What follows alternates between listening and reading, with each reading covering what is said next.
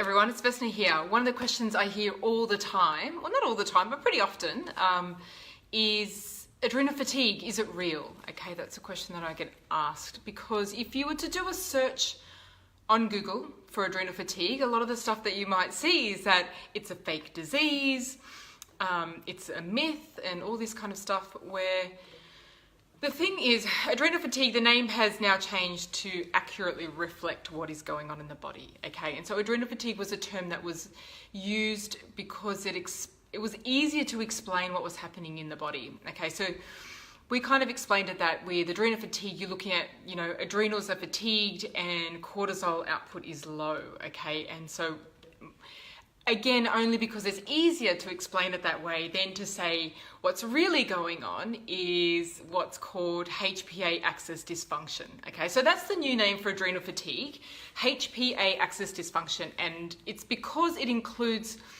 all the systems that are impacted in adrenal fatigue, which is the hypothalamus, the pituitary, which are both in the brain, and the adrenals. Okay, and so there's this kind of interaction between, you know, mind and body, so with the brain and the adrenals and the nervous system, that are creating the symptoms of adrenal fatigue. Okay, so it's not just a case of low cortisol output, it's more so we have these feedback mechanisms in the body, which means that we are producing less cortisol, but it doesn't mean that our adrenals can't produce more, if that makes sense.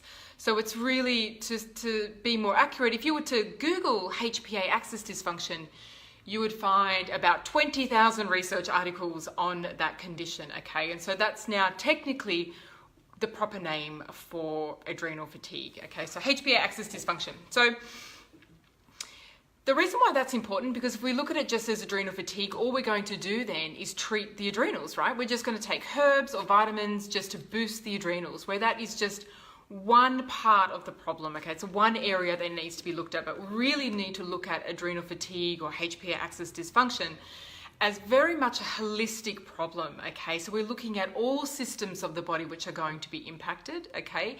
That includes the gut and the liver and the nervous system and the immune system, etc. But we also need to look at lifestyle changes, okay? Because we have these internal drivers that trigger adrenal fatigue and burnout, okay? It's not just a case of working too much, okay? There's definitely psychological drivers that get us to that point.